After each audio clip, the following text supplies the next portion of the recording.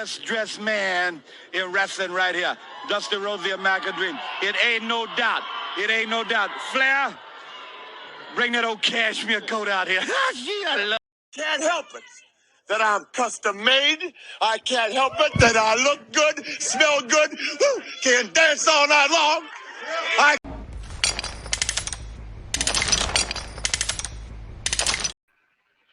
Welcome to my Rods Uncensored OTA edition. The OTAs edition. I'm doing each team one by team. Team by team. And I got a special guest today, Adam Cardnick. Did I pronounce your last name right? Yes, sir. Okay. How are you doing today, sir? Doing all right. I flew into my in-laws this afternoon, so I'm catching up on my jet lag. But other than that, I'm good. Okay. So the reason why I got Adam on here today to talk some Chicago Bears, he's been a fan of the Chicago Bears for a long while, right? How long have you been a fan? Well, I'm 30. God, how old am I now? 30. We'll go with 37, and if it's a lie, oh well. And at least 27 of those years, I've been a Bears fan. Okay. So what's been the biggest thing you have, the biggest turmoil or gripe you have for the team that you wish they could change? Oh, well, I happen to be from just after the 85 Bears. Mm-hmm. I know all about them. I've heard all about them. I know all the stories. I actually just rewatched the 30 for 30 on them the other day, just for fun. Mm-hmm. That was 40 years ago. You ask some fans, you ask some people in the organization, they think that was 2 years ago. The league has changed. The way we play football has changed. The way the principles and things that particular team taught us, those lessons, some of it is still applicable. Some of it has changed specifically because of that team. Now, finally, with Justin Fields in the fold, with Luke Getsy at offensive coordinator, it really, and with Ryan Poles at general manager, it really does feel like they're starting to take the turn into the modern game where it's, you got to be able to score. You got to be able to put up points. Yes, your defense is still important, but offense and quarterback are what's paramount now. And it feels like now, finally, after basically 40 years, the franchise is starting to learn those lessons.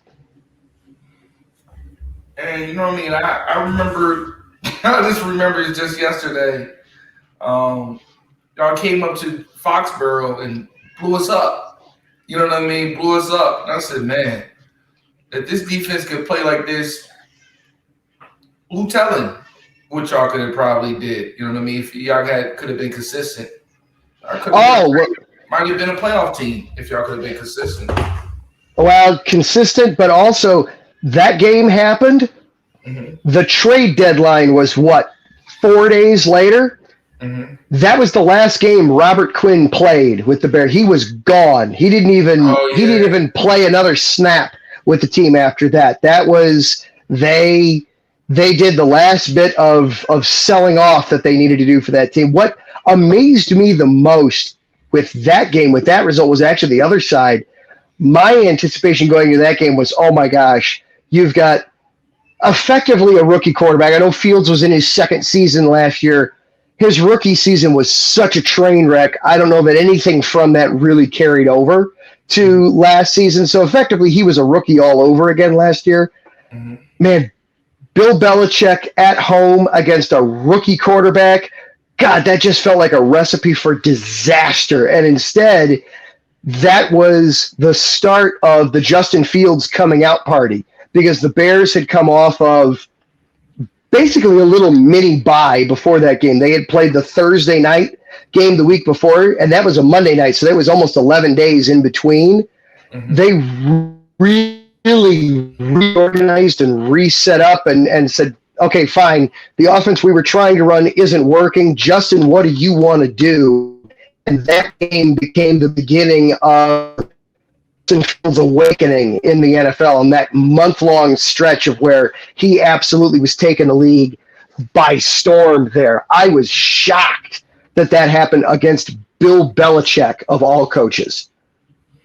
Yeah,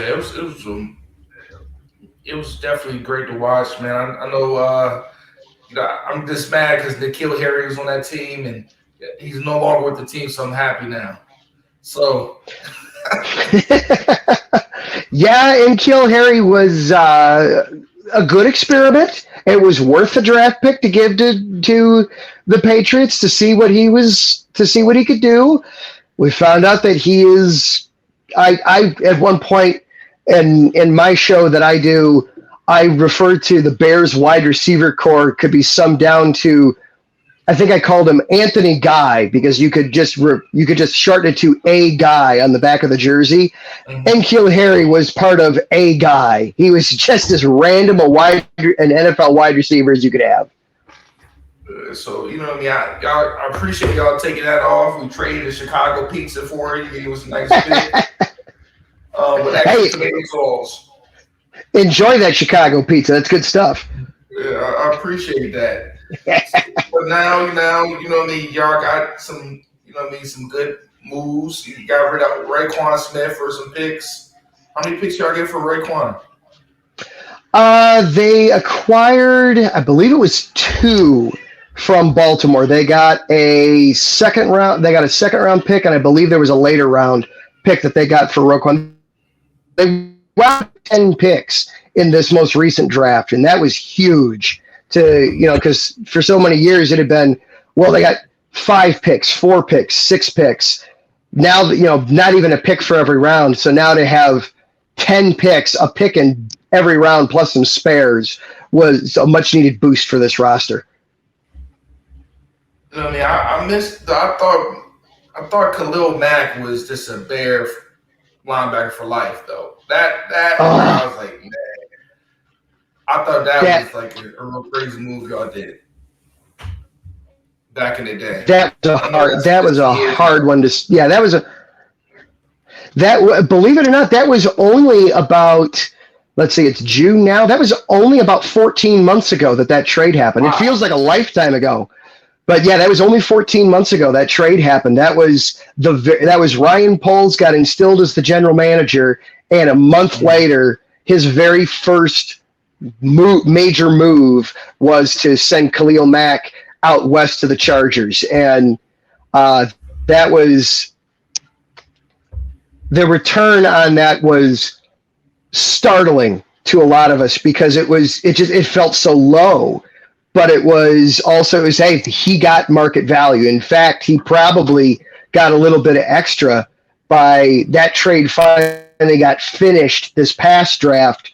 The Bears had an extra 6th round pick that San Diego basically tossed in, which I kind of felt was Ryan Poles went to the Chargers general manager and said, hey, this is my first trade. If I come back with just 1 pick in the 2022 draft for Khalil Mack, they're going to kill me. They're going to flail me. Can you throw me a bone? Throw me something, anything. And so, yeah, sure. Here's a future 6. Here you go. It's not worth anything. Great. I can say that I at least got 2 picks for him. You know what I mean? You think about all the great linebackers y'all had back in the day, from Urlacher, Mike Singletary, you go on and on. You know what I mean? Lance Briggs, you know what I mean? It was countless linebackers, and you know what I mean? I don't see really where the stars at now, you know what I mean? But y'all was always known for great linebackers. Absolutely. The franchise invented the position. Yeah. The Bears basically invented the position of linebacker. Bill George decided he was just going to take a couple steps back from the defensive line, and all of a sudden it just started wrecking offenses for everybody. Yeah, Urlacher was one of my favorite guys growing up, watching him just fly around the field. Oh my goodness, he was something special. He and Briggs were a heck of a tandem there for all those years. Actually, the guy that the fan base is most excited about now at the linebacker position is undrafted free agent Jack Sanborn, who last year kind of came out of nowhere and had some decent games after the Smith trade. He reminds a lot. He reminds the fans of everything. He feels like he's one of them possibly can to do the best that he can. He's an overachiever. I don't know how much of the field he'll actually see this year because they got Tremaine Edwards and I always mix up their names because they're so. They got DJ who are both going to be in the linebacking core this year. We'll see what they're out to this year, though. We'll see what the linebacking core is. It should be improved. It should be better than it was at the end of last year.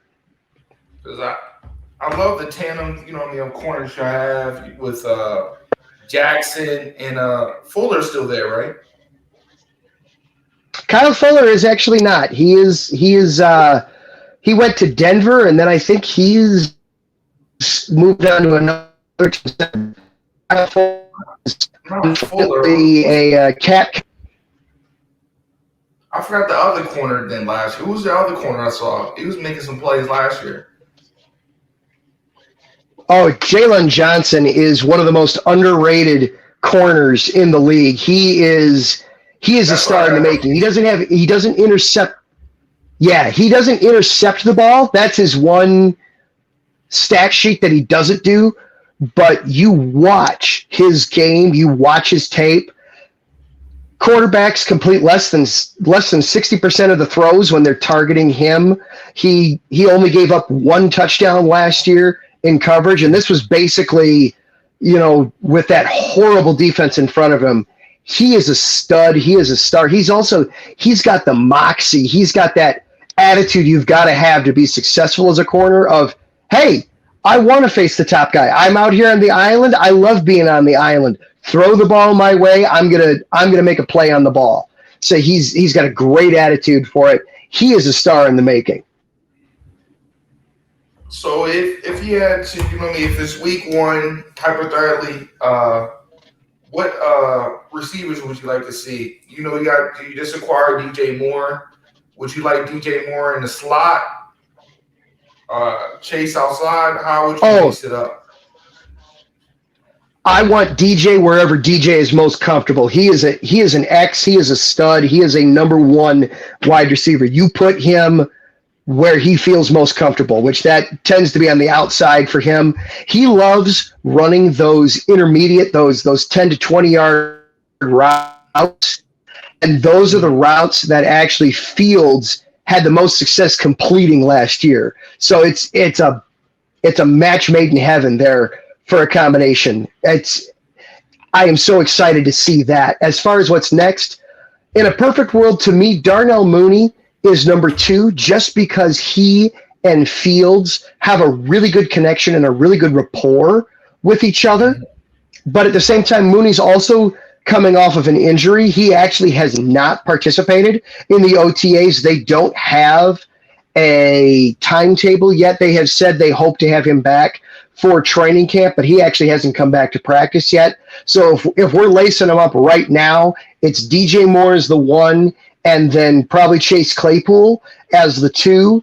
And then an interesting guy to see in the slot would be their one of their recent draft picks, Tyler Scott, is a kid that they just drafted that is speed. That is his big intangible. And when you're drafting guys in the 4th, 5th, 6th round, it's nice if you can find somebody that's got one of those uncoachable traits, because you're going to have to coach those guys up. They're not going to come in just ready to go day one, but if they can bring something to the table that can't be coached, and in this case, in the case of Scott, it's speed. You can't, there's nothing you can do to coach speed.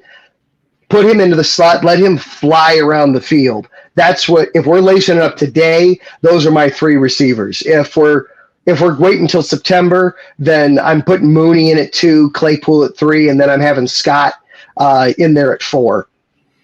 That's not a bad lineup. I like Jones though. Villius Jones. I like him too. Yeah, there's some potential there with some of those guys. We'll see what they can do. The Bears also kept from last year. I'm trying to EQ St. Brown. I had the St. Brown, but I had his brother in my head. They kept EQ St. Brown from last year. Also, that's somebody that Fields really likes. Velus Jones, he feels to me like he's more of a scat back than a wide receiver. He struggled last year with he would get open, but he wouldn't catch the ball. The week after the Monday nighter against the Patriots, the Bears went down to Dallas, and Fields threw him a 35-yard handoff. I mean, it was over the shoulder, into the breadbasket. Hands were right there on it. He would have walked into the end zone, and he couldn't hold on to it. And we saw that also with his punt returning, that he struggled to hold on to the ball. So you think he's more like a Cordell Patterson? He feels very much like a Cordell Patterson. He finally made a couple of strides late in the season where he made a couple catches, but it's still, with me, with Jones, I need to see more of it before I would be trusting him enough to have a regular spot in the wide receiver rotation. Find some use for him as a Cordell Patterson. He's a perfect Cordell Patterson replacement. Okay. So how do you feel about them moving that legendary stadium, man, out of the heart? Oh man, this has been a long time coming. Oh, you're happy about it? This is something that they have talked about for ever since they moved. I'll give a little bit of history here real quick. The Bears for years never played at Soldier Field. Even Soldier Field was built 100 years ago. They started off playing at Wrigley Field. That's where they began.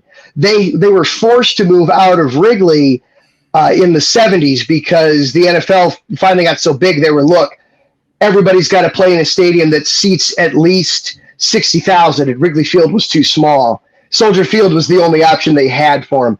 They have been trying to move out of Soldier Field literally since they moved in. I appreciate Soldier Field for what it is. For me, it's real easy to get to. I appreciate that. It's an easy enough for me to get to because I don't drive. I take the trains in and things like that. Arlington Heights will be, assuming that's where they stay, because then there was all kinds of scuttlebutt at the end of the week that apparently they don't want to pay property taxes or something. Boo-hoo, But don't we all? But it sounded like that's still going to be the place they wind up. I'm excited for them just to have their own place where they can have the stadium that they can do what they want to do. They're at the mercy of the Park District at Soldier Field. Perfect example. Taylor Swift just did a 3 or 4 night extravaganza at Soldier Field. Well, it's fine to do in June, but they'd also do that stuff in September and October when it's, hey, we've got a game tomorrow. Why is there a concert Saturday night when we've got to play a game tomorrow? Here, perfect example from a couple years ago. Kanye did a concert at Soldier Field. They built a house in the middle of the stadium for the concert. It stretched from like the 40 to the 40 and was 2 stories tall. And it was like, you guys realize that we have to play a game here in 3 days, right? That's going to tear the hell out of this field. And sure enough, it did. So I'm excited for them to be able to have a place where it can be football first and all the other money-making stuff second.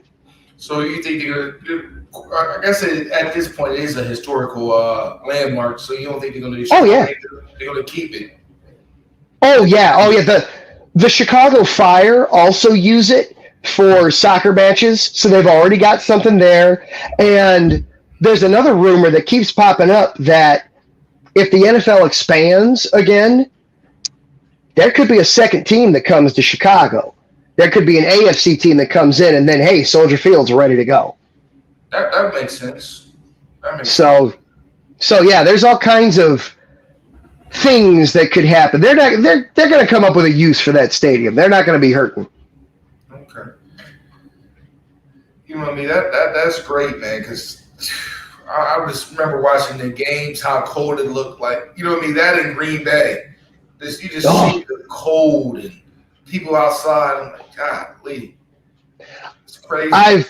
I've coldest I've ever been was a Bears Texans game in December where it was 7 below.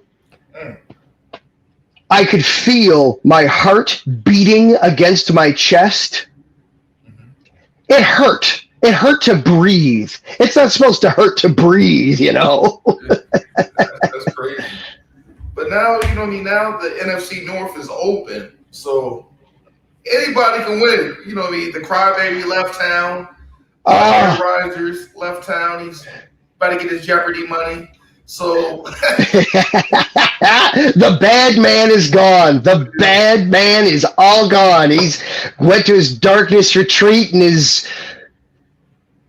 Ponfar or whatever special dietary stuff he's doing. Go to New York with that circus. Have all kinds of fun with it, Aaron Rodgers. Have fun. Have fun with Hard Knocks. You can have it. I guess he definitely did see the movie with him and Brett Favre at the Jets. Yep, they're following the same playbook there. Go figure.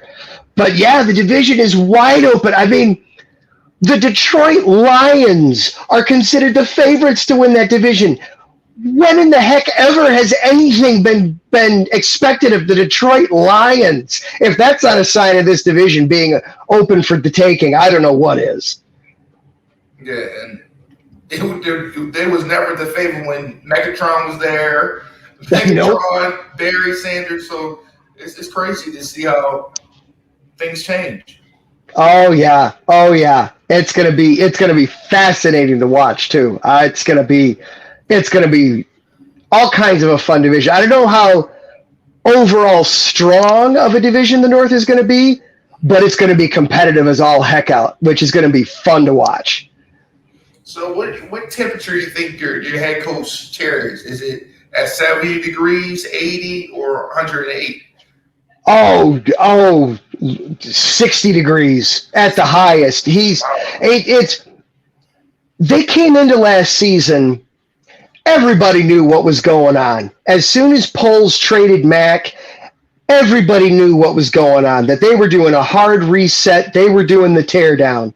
And they almost had no choice because they were so up against the cap with bad money after bad money after bad money that was about their only way. They had to take 2 steps forward in order to take 3 steps back. So, yeah, everybody knows what last year was. There shouldn't be any hot water for Matt Eberflus. He should be, because everybody knew what the score was. Everybody knew what the deal was. Now, if this year is a struggle, then when we get to 2024, yes, then certainly the temperature is going to be hotter. But as we head into this season, no. The temperature is going to be very low on Eberflus. He's not in any kind of danger heading into this season. So what are your expectations for your beloved Bears this year? Improvement. I mean, it's hard to. The easy job is done. It's real easy. I was saying on my show, Chi-Town Weekly, that I do on Monday nights over on Spreaker.com. I was saying it's real easy, Mr. Poles, to break something. You know, anybody with a tool of any kind can break something. Now it's the hard work is to build it back up. So far, so good. I've loved what I saw from the draft. I enjoyed what he did in free agency. A lot of moves, but it's not done yet. It's got to be better than last year. I'd love to see playoffs. I don't know that that's necessarily realistic, but I want to see big improvements from the offense. I want to see Justin Fields taking that next step, and I think he's more than capable of doing that. I fully expect him to take the next step. I want to see the overall shift of the franchise to be the offense comes first, then the defense comes second. And that's where he seems to be going right now. as far as wins and losses, 500 would be a huge improvement. They only won 3 games last season, so going 500 could be a huge improvement. Well, I guess you can't go 500 anymore because they have a 17th game, but 8-9 or 9-8 would be a massive improvement over last year. And if you were to tell me right now, hey, the Bears are going to be right around that 500 mark, and they're going to be playing relevant football come December, come January, as we sit here on June 7th, I'll take that. Mm-hmm. The improvements y'all made, I really could see like a 7 win year. You know what I mean? If Fields can stay healthy, that's the even the playoff. If he can't stay healthy, it's over with. You know what I mean? Oh yeah. I mean, that's true for just about every starting quarterback. But yeah, especially for Fields, he's so dynamic. Mm-hmm. What he can do, you can't really you can't have a backup for that. You really can't. So yeah, if Fields goes down, oh man, all bets are off for what this could be, of how bad this could turn. And Fields showed flashes last year, like that he is a franchise quarterback. You know what I mean? Look at that Cowboy game. We just talked about it earlier. Oh. Excuse me. He was lighting them up. You know what I mean? Y'all had plenty of opportunities to win that game. You know what I mean? Yes. Even the rain game against the 49ers. How messy it was. You know that game was something else. Yeah, that game against the Niners was something else. But yeah, you look at that stretch after the Patriots game, you had the Cowboys game where absolutely they were in that every step of the way there with that. Fields was keeping up with Dak Prescott and the boys. The game against Tua and the Dolphins, that one was a barn burner classic, and Fields hung with him. He hung with Josh Allen. He hung with Jalen. They played the Eagles in December, and Justin Fields was the best quarterback on the field that day. He was better than Jalen Hurts. And that's what I'm saying. It just needs, if he can stack it up, man, I really can see a big year for him. And the key also, man, is to let the running backs eat too. You can't be taking off like Michael Vick in 04. You can't be doing that. Like you said, football improved so much. You know, you got defensive linemen running low 4s, high 4s. You got linebackers running low 4s, corners running low 4s. You're not going to be able to outrun everybody. You know, we seen the hits add up with Cam Newton. The list go on. RG3. You got to know when to tuck it. You got to know when to throw it and run out of bounds. Yep. You got to know when to get out of bounds. The other thing though that I like about Fields, and this is part of why I'm encouraged and do believe he'll take the next step. Even last year, all the impressive and otherworldly things he did running the football, he always looked to throw first. Perfect example against the Eagles. Hassan Reddick very nearly took his head off. He got out of it, and he turns it into an amazing run. There was a highlight reel, otherworldly play. Go back and watch that play before he takes off. Reddick almost gets him. He throws Reddick off, then continues to look downfield. Reddick comes in, almost gets him a second time, and that's when Fields goes, okay, fine, that's it. I've got to eject. But he always was keeping his eyes downfield and was looking to throw first, and then was finally, there's nothing here, I got to eject. And that's when he was making things happen. So he's got that throw first mentality, which makes me hopeful that he is going to take the next step. Another person I think should have a big year, needs to have a big year. Chase Claypool, man. No kidding. He needs to step up this year, man. Definitely, man. He's got the intangibles, but we haven't seen consistent play from him. The thing about Claypool last year was apparently he never got comfortable with the offense. Mm-hmm. which is why they used him quite a bit in his first game against the Dolphins, and then his snap count kept going down every single game after that. And it was really confusing. It was, why aren't we seeing this guy? And it was apparently he was just having a really hard time digesting the offense and understanding what it was he was supposed to be doing out there on the field. Hopefully now he's had an offseason under his belt. He's been working with Fields. He's been working with Mooney and now with Moore. So everybody should be on a better page. Hopefully, yes, we will see some improvements from Chase Claypool. This is a contract year for him. It's a contract year for both Claypool and Mooney. I imagine there's probably only going to be room on the roster for one of those guys when all is said and done. So huge year for both of them to see who gets to step up and remain with Fields. Yeah, before we get out of here, man, where do you have Forte at, man, in the Chicago running backs all the time, man? I used to love Forte. I love Forte. He was dynamic. He was... Okay, again, I was born after 85. I never got to see Walter play.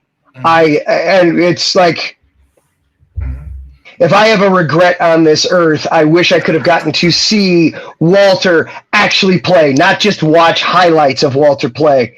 Because the tape that I've seen, he was beyond special.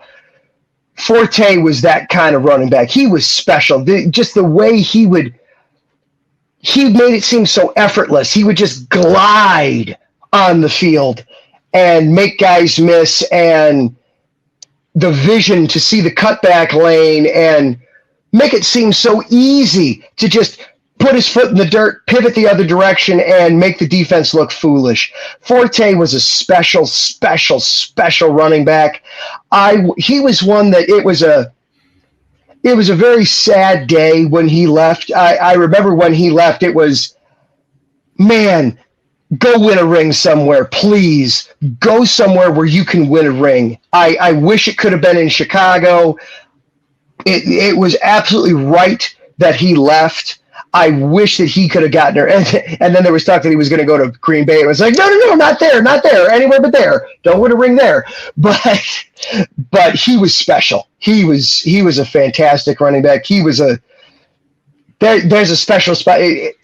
Probably not in the Pro Football Hall of Fame, but in the Bears Hall of Fame, he's right there. He's right up there. I think another Chicago son, Chicago Bears son should be in the Hall of Fame, Devin Hester. But what he did in that Super Bowl is unbelievable. I just wish he could have put it together as a receiver. Wish he could back his case for the Hall of Fame, but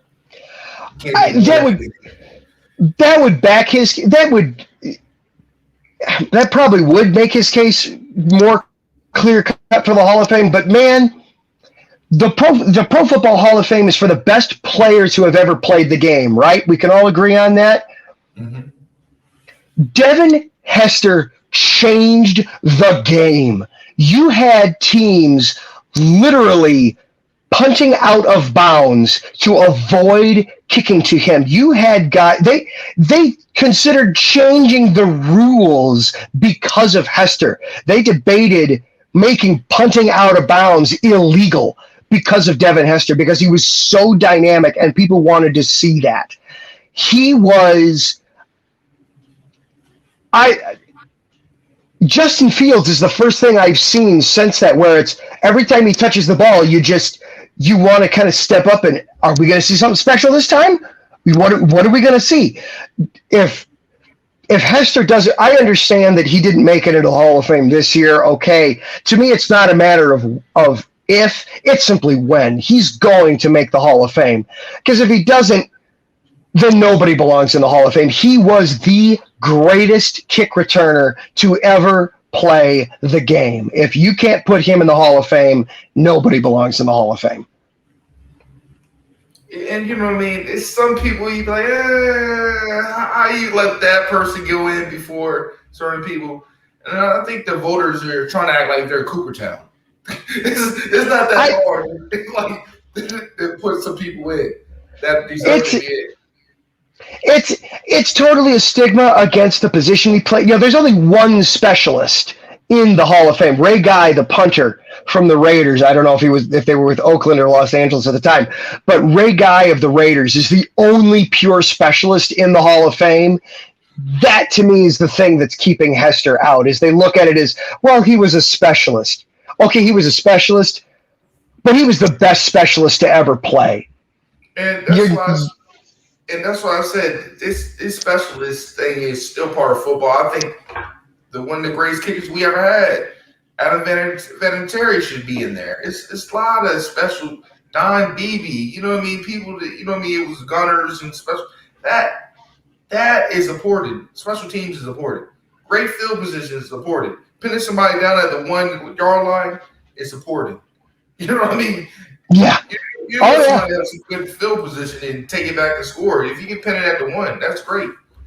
But we can go on and on about that, man. Adam, I appreciate you taking your busy, your time out of your busy schedule to come on here. Can you let the people know where they can reach you and your podcast and your social media? Absolutely. You can find me on Twitter. I am at Adam_Karnick. You got the name, just like my name is right there. You see it on the screen. I do a show on Monday nights called Chi-Town Weekly on Spreaker.com. It's part of IE Sports Radio. We've got over 30 shows. We span from coast to coast. We had our Boston show early tonight. We've got a New York show that's just wrapping up right now. We've got sport-centric shows, 3 and Out covering football. I do another show on the network doing hockey on Tuesday nights. We've even got a show that is dedicated to all things volleyball. You wouldn't believe that you could do an hour to 2 hour show on volleyball. Taryn Rodriguez is our host. He fills it, and he does an amazing job with that. So you can find me on Twitter at Adam_Karnick. My show is called Chi-Town Weekly. Follow that at IESRC is where you find that. Monday night, 7 o'clock Central, live on Spreaker.com. Talk a lot of Bears during the Bears season. I talk Cubs, White Sox. Going to be talking some Bulls probably coming up here. We got to figure out how in the bleep we fix them. I mix in WNBA. I talk Sky in there. Lots of stuff. We have lots of fun. You know what I mean? I cried when the Cubs went on Rookie of the Year. I cried. My wife and I actually just did an episode all about Rookie of the Year because that's having its 30th anniversary this summer. We did an episode all about that movie. Oh man, that was a great movie when I was a kid. That's a great kid movie. A fantastic kid movie. Great stuff. But again, I appreciate you giving your time, man, and hopefully everybody have a good night. And we're out of here. All right. Thank you very much, Rod. Appreciate it. All right, man. We got to do it again, man. I got to ask you some hockey questions and other questions. Bring it on. Absolutely. All right. Hopefully you have a good night, Adam, and hopefully everybody, the viewers, have a good night and have a good rest of your week. All right.